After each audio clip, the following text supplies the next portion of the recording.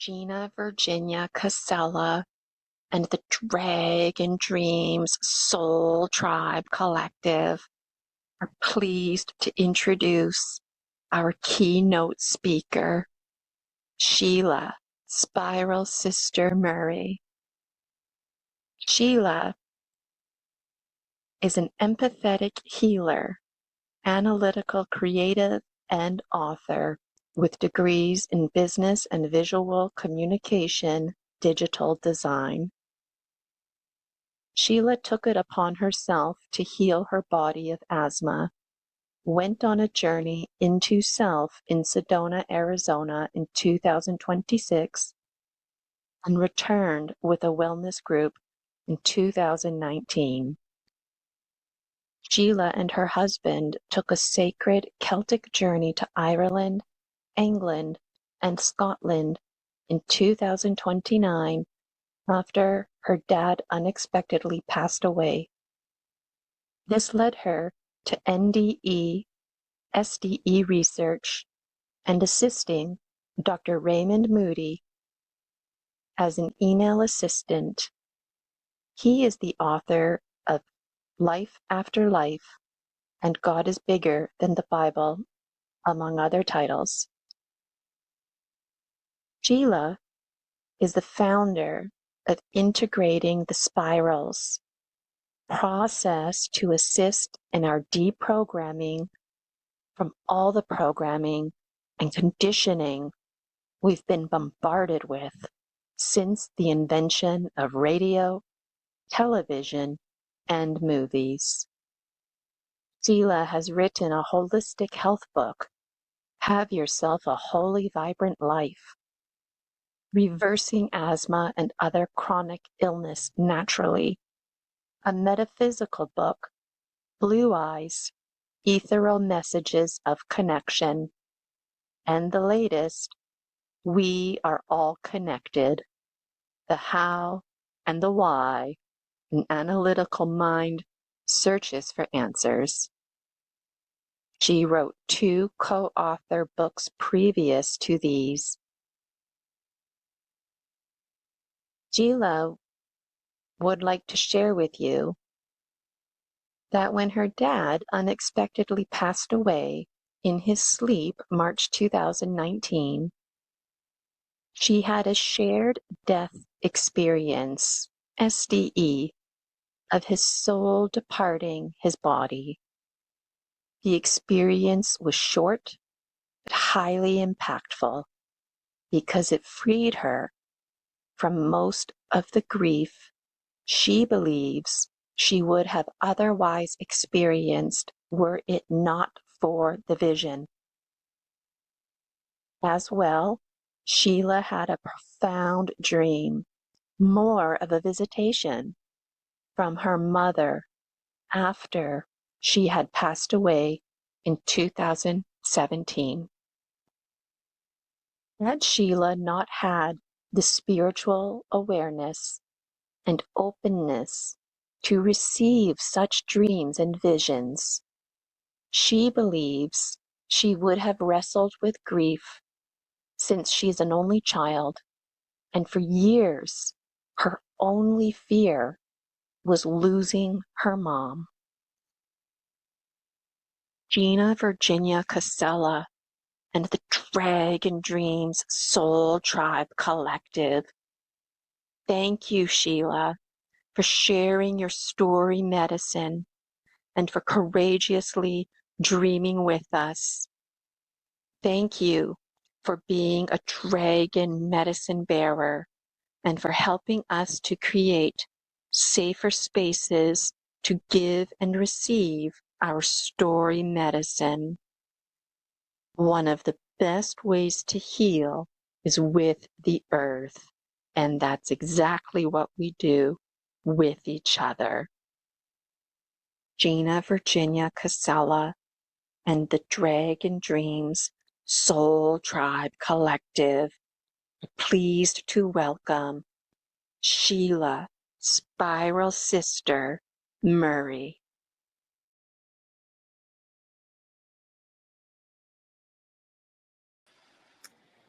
Ah, Thank you. Can you hear me okay, everybody? Beautiful.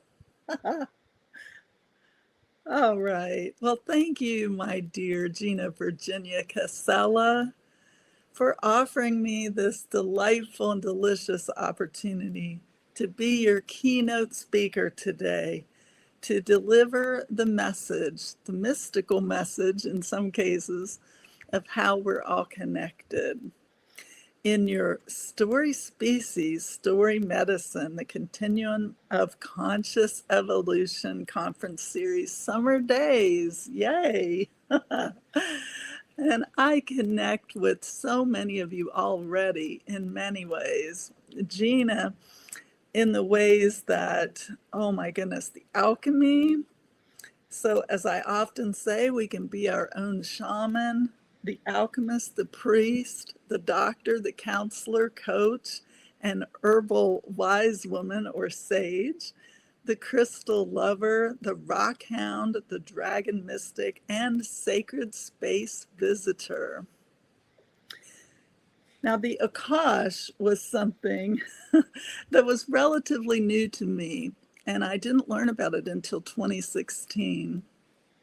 Since, as Gina said in the opening, I went to Sedona, Arizona on a journey into self to learn more about know thyself, right? Know who I am. But I collected crystals for decades. I even wrote a message in invisible ink to the unseen realms as a child. Actually, I was a preteen. I don't know who I thought was going to read it, but maybe somebody did, and that's why we're here today. And I've loved dragons ever since before Game of Thrones. The Fairylands, Merlin, through my connection to Terrence McKenna. And that also happened in 2016 on that Sedona, Arizona trip. That's another story. And we even lived off grid in Northeast Florida. We actually moved there the week before the C word lockdowns. It was a crazy time. We lived off the grid for 17 months in our RV. We had lived already in the RV for 11 years at that time. So I was blessed that I could walk through the woods nearly every day, that it wasn't too soggy or raining or flooded back there, and I could visit those gnome homes. They were magical. Then in 2019, on that sacred Celtic journey, I fell in love with the spiral glyphs. In fact, I wear the triple spiral pendant every day to this day, and the gold chain was one that my mother wore every day for the last many years of her life. So I have them both with me all the time, even when I don't wear any other jewelry other than the wedding band.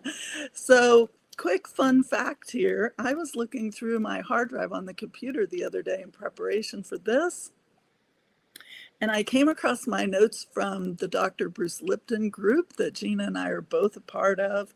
It's called the Imaginal Cells. Doesn't that sound just cool, the coolest thing? Gina and I actually met there in January of 2023. 3 years now, Gina, right? So hats off and hands together, prayer pose for all the participants today, and Gina for showing us the ways. And I say the ways because in all ways, we're always connecting and sharing our story, species, story medicine. Thank you so much. Thank you all for being here, whether you're live or on the replay. Next slide, Gina. So I'm here today to speak on the topic of interconnectedness, which I wrote about in my 5th book, We Are All Connected, the How and the Why, an Analytical Mind Searches for Answers. That book was born out of my journey to discover what this 4-word mystical phrase meant, because it came without no context, without any context. It was given to me in the middle of the night in 2004 when my husband and I were on vacation on a trip to Kentucky for a wedding. We had had a wonderful day, a wonderful night, sleeping very soundly, and all of a sudden, this deep male voice woke me up. But that just sparked my analytical mind to figure out who spoke with me. Unlike Laura Ferguson, Starseed Lolo, it didn't come with a name. It didn't come with anything other than the deep male voice, which I can't replicate very well. So while those 4 words seem small, without context, I have found that they cover a lot of ground and vast space. Thus, this book is very large in size. I will show it to you now. Just a peek. Yes, that's the paperback. Buy it on the Kindle because you're going to want to search some things and see all of the photos. It is available on Amazon, by the way. So in the book, I talk about how many times we take everyday things for granted. I learned a lot about that while living off the grid too. And how much we rely on societal norms within our day-to-day reality, maybe to keep us sane, I don't know. But we even question at times then, what is real?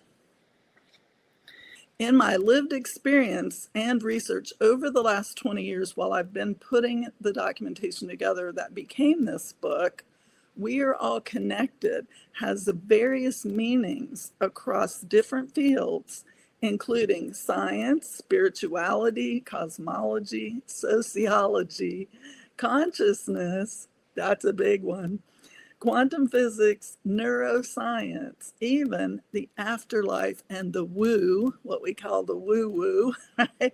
Mystical studies. And in the book, I share about my struggle with codependency, the so-called label of codependency, and self-sacrifice, how I overcame it and embraced self-love and empowerment because God, or the spark of the divine, lives in me and lives in each of you. If that's the only message you take away from We Are All Connected, it's enough, right? So that's how and why some people say we are all one. That used to stump me for a while until I realized in the spirit, we are all one. So I wrote about how we can contribute to the collective good while maintaining our individual sovereignty. And that C word, that did help me figure that part out, that piece.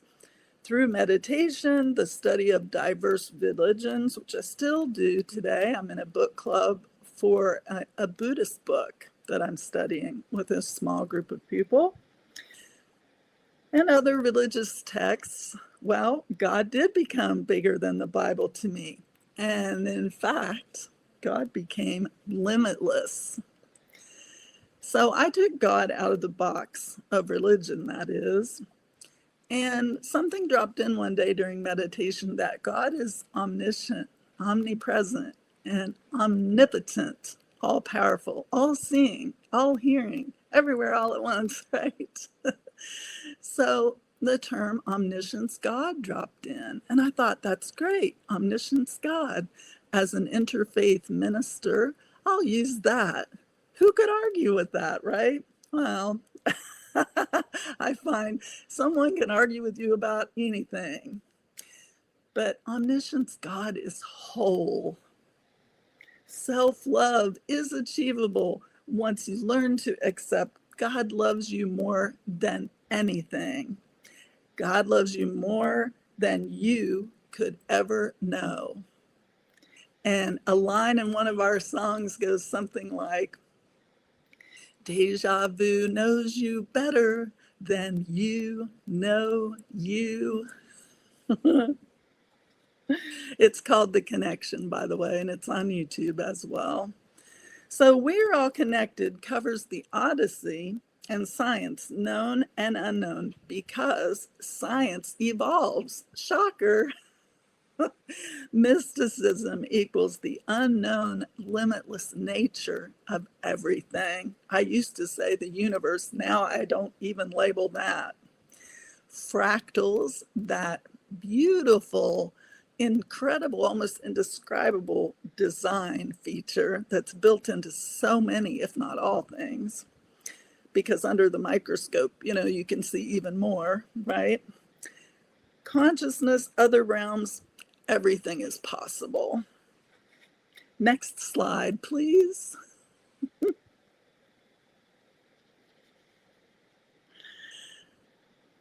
Next slide, Sheila. Thank you. I follow this 4-word phrase from the macro level of the cosmos to the micro level, including the observer effect, which is a thread that goes throughout this whole book of over 600 pages. It hits many different areas, shall we say. When we change the way we look at things, the things we look at change. Max Planck. That's a Max Planck quote, although Wayne Dyer is very profusely attributed with that quote. So we often accept information from parents at face value, parents, teachers, so-called experts, but most everything is a theory. Did you know that? Because I only recently figured that out. Everything's a theory and not the absolute truth.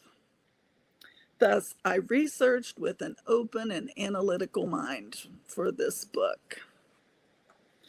We mistake a lot of theories to be the absolute truth, don't we?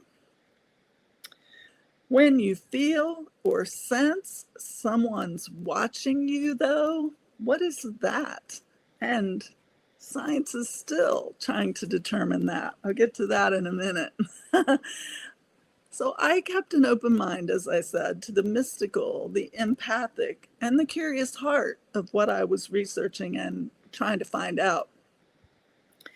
I was always challenging my biases and still am. This is continued work, progress, not perfection. So I stay fluid with the truth. There's things going on in my personal situation too with family that really bring that home, and they hone it to a fine point.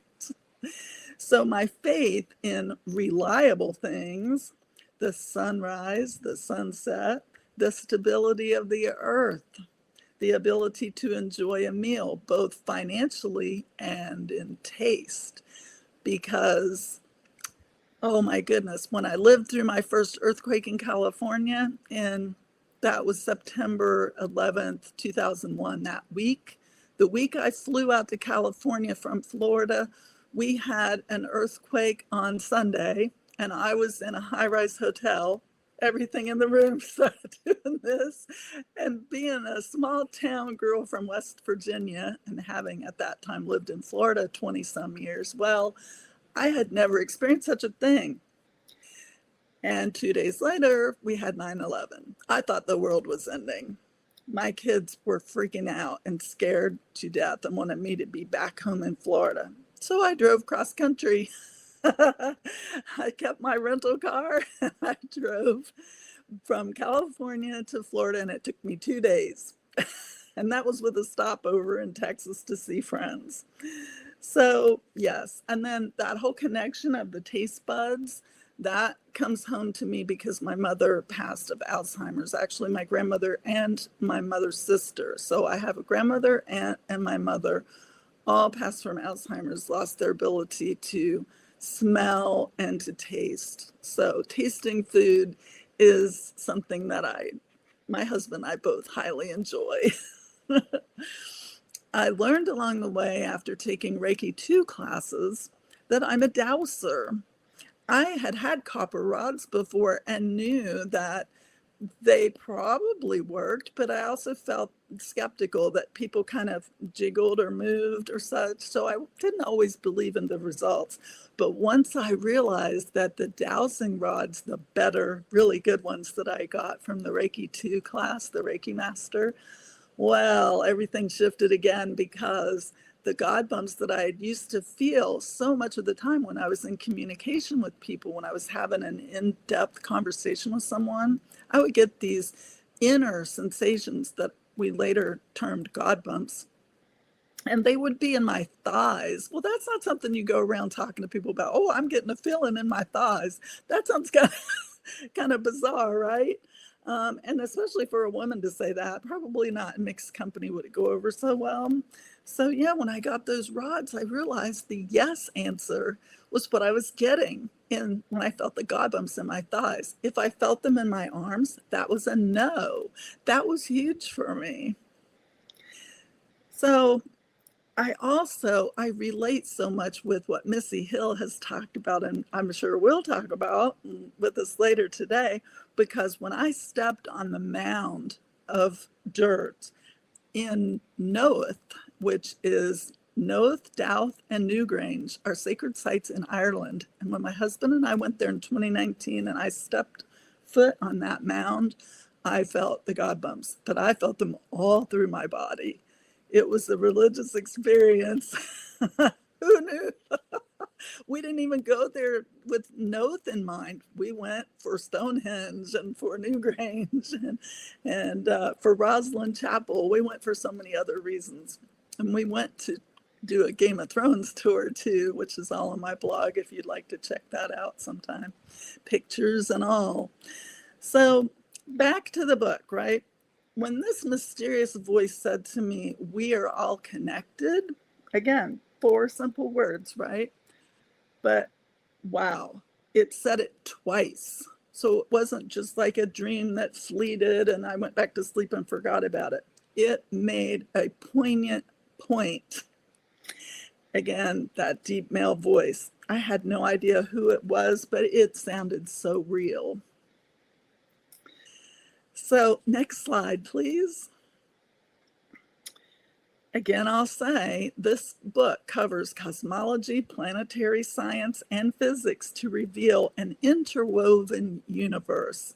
And that's really what we're talking about now, using fractal geometry, the kaleidoscope, the mirror ball, which I have, I'll show you too at the end. And I just kept thinking this whole time, who am I to receive such a profound answer, right? Again, this was in 2004. But I started working at Kennedy Space Center just around that time after that happened. And I was in information management, which now I kind of smile about because, well, I do manage information. So maybe that's who I was to receive such a message. I absolutely adored David Wilcock and all his information about the ley lines, especially after that trip in 2019 to Ireland, England, and Scotland. I began to study Nassim Haramein's work. I began reading everything I could on the field, the unified field, dark matter, quantum phenomena, hidden links. And that movie even came out in 2004. I don't think we saw it till 2005, but it's called What the Bleep Do We Know? Profound. Anyone first starting out on this journey? Go back and watch that. What the Bleep Do We Know? Amazing. It still holds up after all these years too. So then during the time that I worked at Kennedy Space Center, I learned about Edgar Mitchell, and another mind blow. My mind was blown when I come to find out that he had had a vision of the Earth from space, and it was the catalyst for him to begin the Noetic Science group. Institute of Noetic Science, it's called, or IONS. And what they do is they do the science, the hard science of consciousness. So when all this was happening, my spiral noodle brain here, I also discovered or hit upon a barrier within myself due to having once been in a prior marriage labeled a codependent. I was hesitant to explore self-love. And the whole concept of that was kind of off-putting to me. But our bodies, our brains, our relationships are part of this living matrix. And even though I was initially ignorant about what that concept meant, that we are all connected, I began hearing it everywhere in all kinds of movies and lectures. And in the book, I have a list of those movie references. So I began to question why Source Creator God, after meeting my third now husband, and better be the last, and falling in love with him, I thought, what a cosmic joke, because I had been a Christian for years, since I was a child. And I'd been praying for a Christian husband because of the so-called failed marriage. And now God, the universe, sends me a Christian husband. I kind of felt like I outgrew Christianity. I kind of knew too much, maybe, right? But that rabbit hole goes deep too. There's so much now coming forth about the ancient Christianity. And while I had read about the Essenes in maybe 2008, I didn't know about the Ethiopian Bible. I didn't know about the Schofield Reference Bible. And I'm learning a lot still today from the Lazarus Initiative and Mickey Willis and J.P. Sears. There's a lot of them talking about it now. If you know what I mean, you know what I mean. You know? Next slide. Thank you, Gina. So, healing codependency played a role for sure in creating this book, because it's still a part of me. I'm still kind of keen to those words because I did a lot of therapy, okay, both group and singular. And I did teach emotional freedom technique for years, EFT or tapping. So reclaiming my sovereignty was very important to me and still is. Again, that journey from self-sacrifice, the tendencies involved, to become an empowered individual, but not too empowered. No, I'm just kidding. So self-love, healthy boundaries, they're the foundations for this connection. And even a new term came to me just yesterday about this whole idea about restoration of ourself. I love that. So self-love isn't selfish. We can always heal and restore and imbue all of this within ourselves so that then we share it with others. It definitely helps us grow spiritually, opens our mind and our heart. The choices we make ripple out through families, cultures, and technology. Think AI now, right? What's it learning from us? What has it already learned from us? We better be getting it up to speed with who we are now pretty quick, right? So I found a way to balance these things between the individual sovereignty and contributing to the collective good, always drawing from all of these various spiritual and philosophical traditions. Consider the prayer hands pose.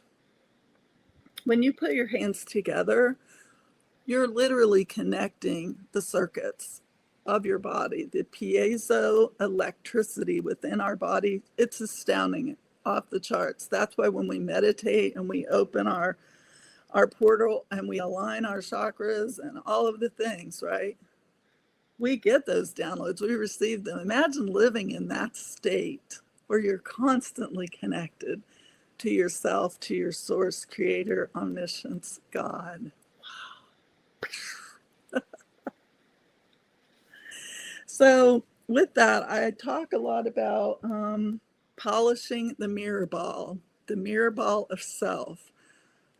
And when we meditate, we're not just talking about this person's opinion here, that person's opinion there, and what you learn from a teacher or an expert, but go inside this mirror ball, right?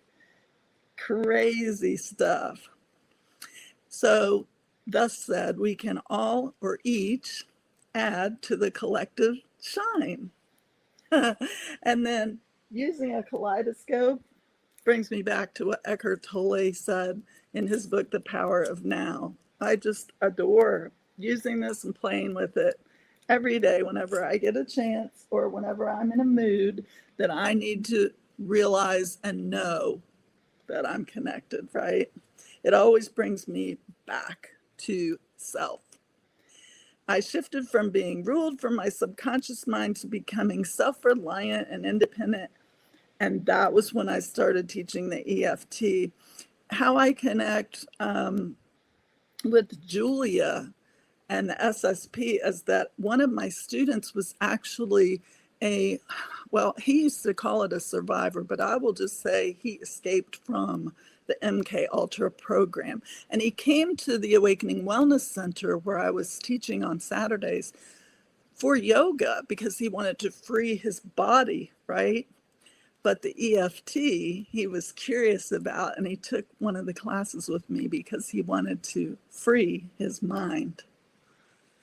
It was pretty cool stuff. His story was amazing too. Next slide. I think we're almost at the end. So, exploring the afterlife, multiple dimensions, unseen phenomena.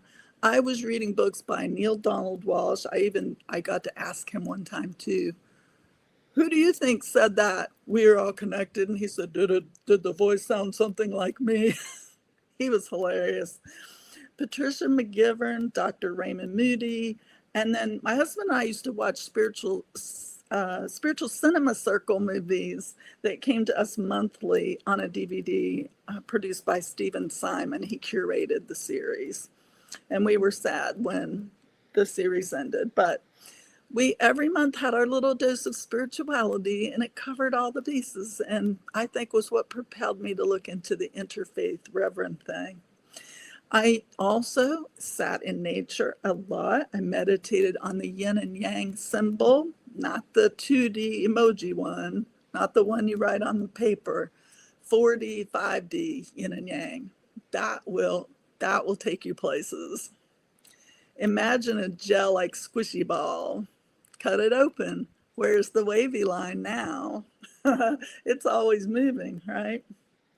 So I work with all these tools, the kaleidoscope, the mirror ball, and fractal designs to keep me in the awareness of the interconnectedness of everything, even trees, because on that trip, that sacred Celtic journey, I fell in love with the yew tree, Y-E-W. Banyan trees in Florida. For those of you in Florida, go sit with a banyan tree sometime. Whew. And unfortunately, some of them are disappearing. So please go find one and sit with it soon. Don't put it off. I love watching for synchronicities and all the linkages that they reveal in life. Again, all driving this point home and things that we talk about in the book. Because that book is so large, I mean, there was no way in 35 minutes I could really give you, a true synopsis of the book, right? Again, it's broad and vast in scope. And so is this whole idea of omniscience and limitlessness, right? But if we think about how whole we are as a person, as a body, we might get a glimpse that we are a fractal. We're a fractal design of one creator source omniscience. We're whole, we're never alone, and always connected, yes, in all ways. I enjoy, in capital I, capital N, enjoy nature, sunrise through the trees, and as a source of inspiration, in spirit, I say, for personal growth. I don't think I'll ever stop growing. And the last slide, please, Gina. So I'm here to remind us all that life is imperfect. Nobody is perfect. There is no perfection in art. This helps us let go of judgment. When we seek perfection, that's a form of control, and that's a form of judgment. So how great thou art, that beautiful song, Bible verse, reminds me of the beauty and complexity of life. A lot of times growing up, I'd hear people say, only God knows. Now it's God's in control. We hear those kinds of statements, and sometimes they don't always hit us quite right at the right moment, right? It's hard to believe that God does some of the things that we see happening in the world. But I just invite you to take a step back from that. We grow in our knowledge of ourselves because when we seek to perfect anything, again, that's the control. And we cannot change anybody else, folks. So let's just not even try. It's hard enough to even try to figure out what the hell they're talking about or where they're coming from. Because again, the mirror ball, their perspective is here and we're over here. How in the world could we ever get their perspective, right? Unless you want to go around the world in the mirror ball. Well, self-improvement, contributing to the collective good and our health, to build and strengthen our relationships is what we're all about, especially in community. There's that word, unity. Again, I invite you to self-polish every day to shine brighter and offer more to others without wasting your efforts, without striving for perfection, and without judgment. Try to take the word perfect out of your vocabulary for a day, 2 days, 5 days, a week. Can you go for a month? Let me know. So I am Sheila Murrey, inhabiting this body for this particular time. Your spiral sister, thank you for your presence today. Thank you for your wholeness. Thank you for your time and your presence. Mwah. I'm on mute. Sheila, that was such an amazing presentation. Thank you, thank you, thank you so much. I thoroughly enjoyed every single moment of it. I always love listening to you speak. And it's true, we are all connected and we might not feel that way, but we are. And just like that mirror ball you were holding, like you might be on this side, but there's a whole other part of you on the other side. Yes, the disco ball. And I love your language, polishing up the self to better the diamond reflection or whatever you word use. I wrote down a bunch of notes like I always do. So if anybody has any questions in the chat, just plug them in there. Lots of people are saying, thank you, Sheila. That was great, Sheila. Lots of comments like that coming in. We've got until 12:10 until we take our break. So we've got lots of time here.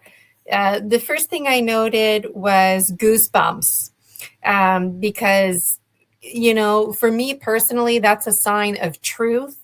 And I've come to learn that in itself is synchronicity. And so sometimes, even if I'm not meditating, I'm just doing my groceries and I start getting goosebumps. Like I know now, pay attention to that. And this business, I really appreciate your vulnerability because, you heard a voice say we are all connected, not because you're struggling with mental health and wellness, not because you're schizophrenic or something like that, because this was a spiritual experience. And I appreciate you admitting that it was a bit scary. It was a deep man voice. Like, what the hell is up with that, right? And we are all connected. I mean, at least it was a positive statement. But, like when two angels came out of my wall, that was not normal. Nothing should be coming out of the wall. And so can you take us back to that moment when you first heard that voice and you're just like, whoa, what? Like, did I just hallucinate? Can you spend some time reiterating that to us? Oh, well, sure. I remember it like it was yesterday. I mean, I even nudged my husband. I kind of pushed on him in the bed because he was soundly sleeping. This voice woke me up from a sound sleep. And we were so tired from the whole day and day's events, but so relaxed at the same time when we went to sleep. And I remembered the comfort of the bed and all the things, right? But though there were people in the house, everybody, I mean, it was like 3 or 4 in the morning, so everybody was sleeping. I often say that that we were alone, nobody was there. It felt like that. But I checked with everybody the next morning and nobody heard this either. So I asked my husband, I nudged him, I pushed him, and I said, did you hear that? Did you hear that? Who was there TV on? Who said that? And he said, you're dreaming, go back to sleep. I didn't hear anything, something to that effect, right? He just was mumbling, whatever, and went right back to sleep. Yeah, right. And then said it again, though, twice. So I was like, okay, my mom, when I was a child, my mom used to say that I was thick headed.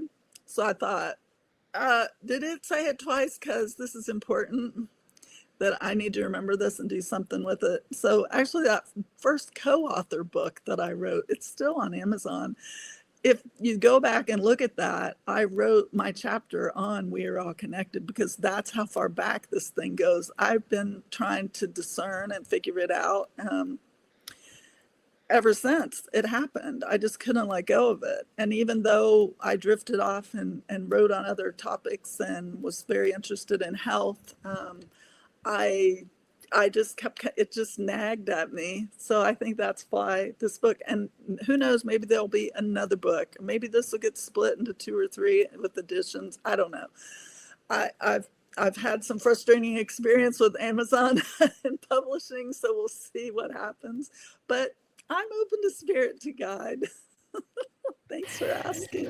Yeah, that's a great answer, Sheila. And I like how you are inspired by others, but then you don't just take it for granted. You do your own research. You dropped a lot of names. People could go investigate and do their own research. So I really appreciate that. I had a little laugh when you were talking about AI because it's true. What are the AI learning from us? Because they take everything we do and they make it better, right? And AI does have its limits. Ultimately, you can't compare us to AI. Nothing could ever compare to Homo sapiens sapiens, our biological structures, our creativity, innovation, and natural drive. AI doesn't have that, So I had a little laugh about that. And then Eckhart Tolle, I also, the power of the now, when I was going through my own dark night of the soul, the now really pushed me. And even today, when I have a really bad day, I'll pick up the now, like Edgar's book, and read it because it feels like I'm talking to a friend. And sometimes it's like I don't like Eckhart Tolle because he tells it like it is, and it's like you have to be responsible and accountable for your life. And he tells you, like, even if you're having the shittiest moment ever, like, sure, take time, give yourself that grace, have a cry, but at some point decide, are you going to stay like that or move on? And so, that to me was synchronicity. I know when somebody's talking to me and I start getting frustrated and not liking them, it's because they're right. They're right. And when you talk about synchronicity and this business of we are all connected, part of me feels like if you did not start writing your books and whatnot, that you would have continued to have that synchronicity. Eventually, once you started, it dialed back a bit. It's still with you. But I feel like it was coming on hard and strong because it was like, Sheila, you need to start writing a book to the point where you call it We Are All Connected. And I just always have so much to say. And the symbolism of the yin yang, that sounded interesting too. And this business of keeping to grow and always learning. When I taught kindergarten, at the end of the book, at the end of the year, I had a scrapbook, which was an assessment piece. But a lot of the parents thought it was some cutesy wootsy resource I collected, right? But it went with the report card. But at the end of this scrapbook, I always had like a couple special quotes and stuff like that. And I don't know who came up with the quote, but one of the quotes was, never grow old, just keep growing. And I thought about that when you were talking. And I thought about a lot of things, also the child within. And I do see a couple questions in the chat. We'll get to those in a moment. But this is where I want you to provide some insight. This is where people might get a little bit sensitive, even hypersensitive, when Sheila was talking about God. Because it's like, why do all these bad things happen to us? Where is God in the name of this and that crap going on in my life? And in truth, well, who is God? What is God? What were you even told about God, right? So we have subconscious programming. We have environments that we were born into where we were told this is what God looks like and sounds like. So this is what you can expect. But then we grow up and, oh, it's not exactly matching up. So, can you talk to us about your own atonement with God, Sheila, and what it was like when you realized, like, oh, God is not the God that I thought was God? Like, take us through those motions. Whew, that is such a huge subject. Being raised as a Christian, but coming from a faith that was always questioned, or that was thought to have been a cult, part of the Mormon faith, if you will. And so that whole faith started from someone seeing an angel, perhaps like your angels out of the walls, Gina. They built a whole religion on it. It's a pretty big one, too, all over the world. So there's lots of factions, though. And so my best friend since fourth grade was a Baptist. Can you imagine a Mormon and a Baptist? How could that even occur, right? And how could we still be friends all these years later? But we are. So I'll tell you, I think in a nutshell, the reason why bad things happen is free will. It's simply just free will. God, creator, source, created us each with that free will. And I think that's why we all struggle so much I'm in the health freedom movement. So, we want to be free to speak. We don't want to be censored, damn it. Even as a child, I had that, you've got to listen to me, kind of thing going on. So yes, I definitely spiraled through and cycled through the years of believing in God and Jesus the Christ, in the angels, in the seer and the prophet, and all of those things. Just like a lot of my Catholic friends, still look up to the Pope as a deity, like the Pope is the deity, right? So I've always had an interest in all of that, and in many ways struggled, I think, too, with a lot of that. But because my Baptist friend didn't believe in laying on of hands, well, was she never healed because she didn't believe in that particular method or modality? I promised my husband I wouldn't use that word modality, but I did. But at any rate, no, I mean, I think when you ask I think Wayne Dyer used to say this beautifully, when you ask with intention, no matter what the image is of God that you have. I personally love Ganesha too. Since that Sedona trip, I'm very drawn to the Buddhist and the Hindu faiths. I'm drawn, Zoroastrianism. I fell in love with that after learning more about Freddie Mercury. So, I mean, there's so much out there. And I just think that if we can open a little bit to even explore, as one of my other besties told me, she's like, Sheila, I think you just like exploring. And I think you like finding out why other people believe in certain things that they believe in. It's not that you want to convert necessarily to one other religion or another.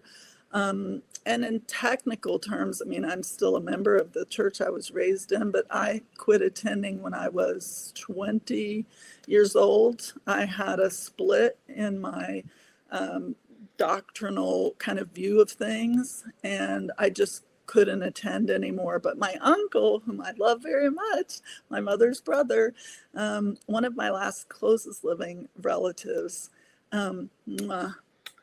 honoring my ancestors, now they know. So my Uncle Jim is still a pastor, and it's of another faction of the church, and it's a very home small church, but I still adore going with him when I visit and singing the old hymns, and it brings me much comfort. And there's a lot to be said for that. I can appreciate that. And you know what? You're the kind of person, too, that you like to develop a way of knowing. So if somebody like you picking up a book isn't really going to cut it. You need to actually go engage in the church ceremony or the whatever. So I can see how your friend would, see that insight. There's a question here coming from the chat. What was the energy like at Newgrange? And did the connection to the land impact you? Did you have any unexplained experiences on this site?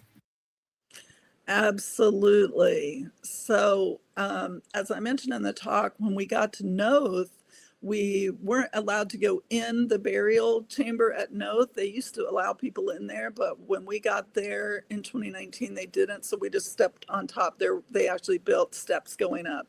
So when we stepped on top, I told my husband, then I said, oh, I just felt like it flushed all through me. So I said, I love this. I don't know what it is, but this is crazy. I didn't want to leave there. And I didn't even know what was coming next in store for me when we got to Newgrange.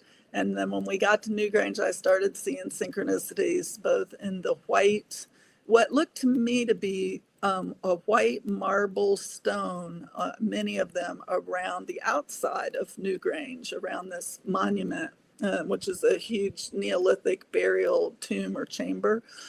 But it has a light box in it too. So at winter solstice, the sunrise can shine in through the light box, and it'll hit the back wall and hit this triple spiral glyph. And though we were there in July, for whatever reason, but there's always a reason, right? We may not know it for 20 years, but there's a reason. So we go in, we do our thing. They say no photos, no videos, blah, blah, blah. You know, it's a tourist. They just want you to come and tour it, right? And we were with a group of people. There was a lot of people there that day. And so I think the biggest thing that day was my husband and I were both drawn to the huge stones outside of Newgrange. And we started examining them like a detective or like an investigator. And we thought they had been giants. My husband even piped up with, well, maybe I said it first. I said they were giants.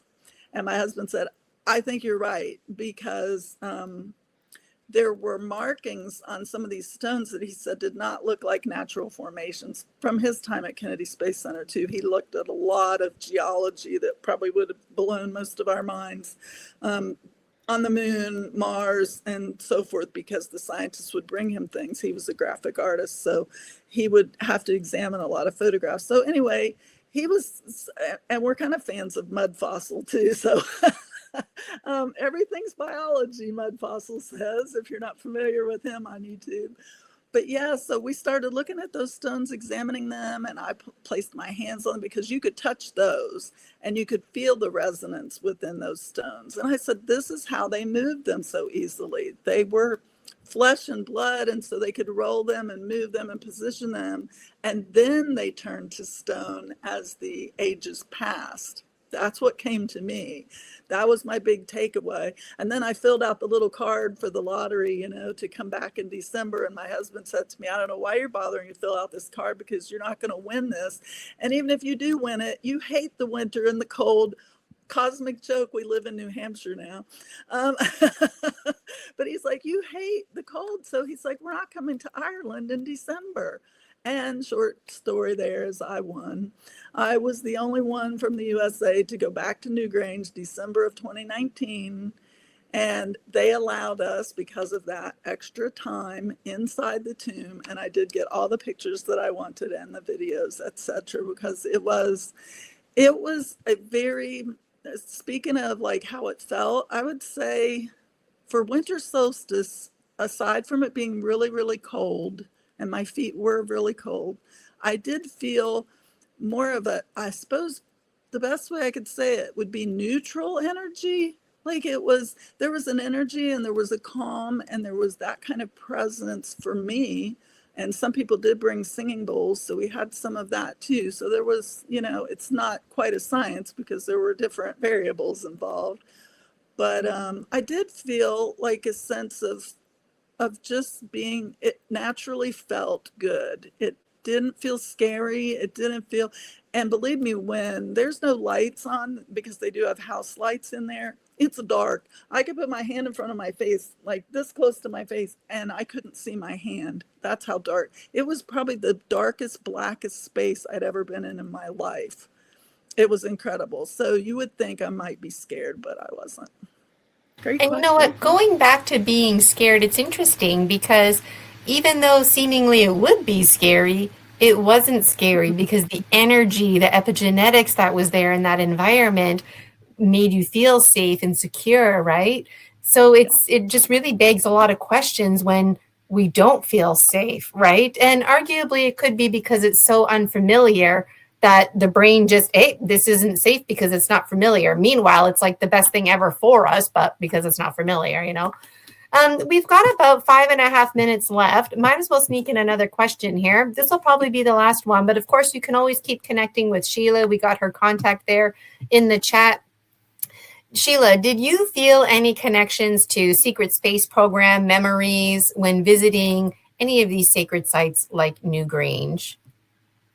Or did it trigger you into a past life? It doesn't have to be secret space program. No, I don't recall that. Now, that doesn't mean that Spirit's not going to give me something in a dream after I say this out loud, but I didn't. And I think I was somewhat aware of the secret space program at that time, but only like on the fringe. It wasn't something that I spent a lot of time, you know, talking about, reading about, hearing about.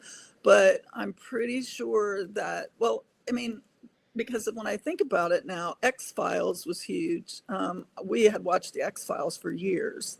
So the original one, the corny, cheesy TV show one. The corny TV show one? That's the one I can't handle, Sheila. Well, I mean, there were some episodes like when they got into like some of the weird looking people. I don't know. Some of the episodes, but when they were doing the UFO type space type episodes, I loved those more than like the inbreeding ones. Well, that was too close to home for me coming from West Virginia.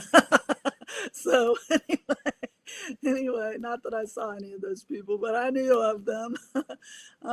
So I mean, that's a really great question, and one that I will probably need to meditate on, to be quite honest. Yeah. Yeah, it's interesting when we get asked questions like that, you know, it almost like the question in itself is a trigger for us into that remembering, because we start having this wash. I think our brain wants to be a people pleaser and satisfy. So we start rewinding the hands of time, but then it's like, well, wait a minute. That memory that we had that didn't make sense. Maybe it did have something to do with the secret space program. And, you know, the more open and that we connect, I mean, this is what story, species, story medicine is all about. The more we realize that the secret space program's been around for like ever. And I don't feel there's only one secret space program. And I don't think that for a second it's only government ran and controlled. No, I bet before there was even a such thing as formal government, this business was going on. Mm-hmm. So we're just, even with Steven Spielberg's movie that was recently released, I think it's just going to open up more and more questions, you know, and I can't wait to release my movie at the end of today. So I forgot about that until this moment. So Sheila, thank you so much for being our keynote speaker. You did a phenomenal job.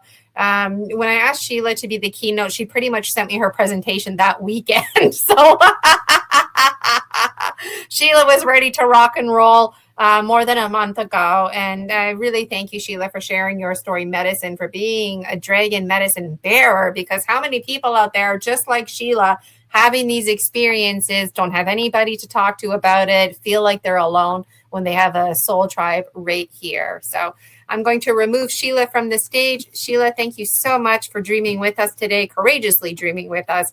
Really appreciate you. So what we're going to do now is, this is the part where just if anybody has any FYIs, we